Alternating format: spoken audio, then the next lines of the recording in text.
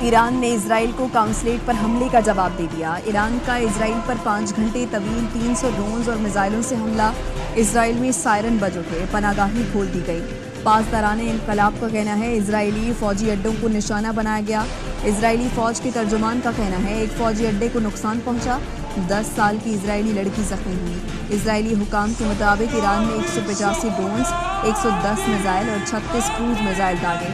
عراق، یمن اور شام سے بھی کچھ میزائل اور ڈرونز داغے گئے۔ امریکی فورسز نے 70 سے زائد ڈرونز اور 3 بیلسٹک میزائل مار گرائے۔ اسرائیل اقوام متحدہ کی سلامتی کونسل جا پہنچا۔ اسرائیلی درخواست پر آج ہنگامی اجلاس طلب کر دیا ہے۔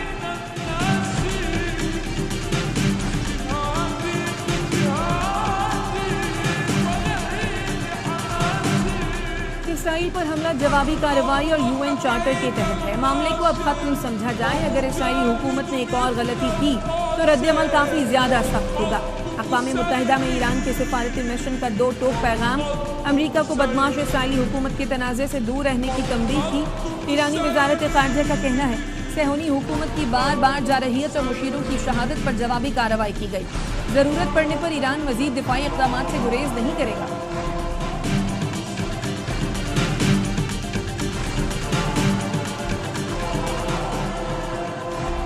امریکی صدر جو بائیڈن کا اسرائیل کا ساتھ دینے کا اعلان، کہا اسرائیل کی سلامتی کے لیے ہمارا عزم آہنی ہے۔ ایران اور اس کے اعلی کاروں کے خطرات کے خلاف اسرائیل کے ساتھ ہیں۔ امریکی وزیر دفاع لائیڈ آسٹن کا کہنا ہے امریکہ ایران سے تنازع نہیں چاہتا، لیکن اسرائیل کے دفاع کی خاطر کسی کارروائی سے نہیں ہچکچائیں گے۔ برطانوی وزیر اعظم نے اسرائیل پر ایرانی حملے کی مذمت کر دی، کہا ایرانی حملے سے کشیدگی میں اضافہ اور خطہ غیر مستحکم ہونے کا اندیشہ ہے۔ سابق امریکی صدر ڈونلڈ ٹرمپ کہتے ہیں اگر وہ صدر ہوتے تو ایران کبھی اسرائیل پر حملہ کرنے کی کوشش نہ کرتا۔ پینسلوینیا میں انتخابی ریلی سے خطاب میں کہا بائیڈن کی ناقص پالیسیوں کا خمیازہ امریکی قوم بھگت رہی ہے۔ سیکرٹری جنرل اقوام متحدہ انتونیو گوٹریس نے کہا دنیا مزید جنگ کی متحمل نہیں ہو سکتی، فریقین کسی کارروائی سے گریز اور تحمل کا مظاہرہ کریں۔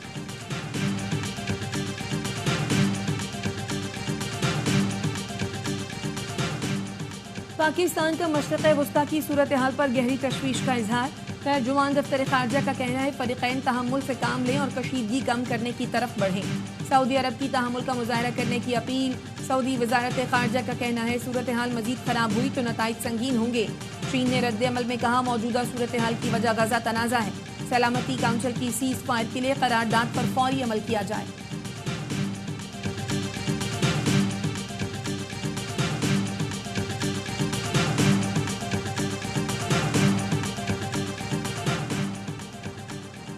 اسرائیل کا بھرم ٹوٹ چکا ہے، ایران کا جائز جواب ہے جو ضروری تھا۔ سابق سفیر مشاہر حسین سید کہتے ہیں امریکہ کو معلوم ہے اسرائیل سیاسی اور قانونی طور پر ہار چکا ہے۔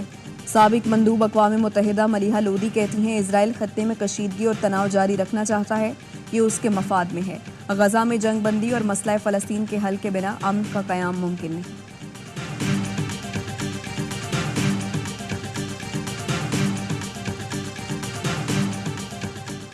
ایران، اسرائیل، اردن، عراق اور لبنان کی فضائی حدود جزوی طور پر بند، کئی بین الاقوامی پروازیں منسوخ، کئی کے روٹس تبدیل کیے گئے۔